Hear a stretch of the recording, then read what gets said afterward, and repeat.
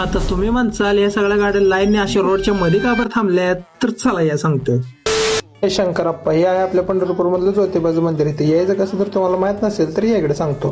तर हे आपला जो महात्मा फुले चौकाकडून सांगोला चौकाकडे जो रोड जातो त्या रोडच्या बरोबर डाव्या बाजूला एक गेट दिसतो तुम्हाला.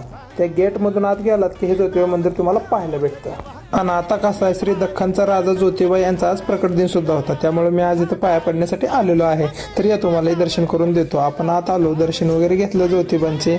आणि हे मंदिर तुम्हाला पंढरपुरात हे आहे माहित होतं का? कमेंटमध्ये नक्की सांगा.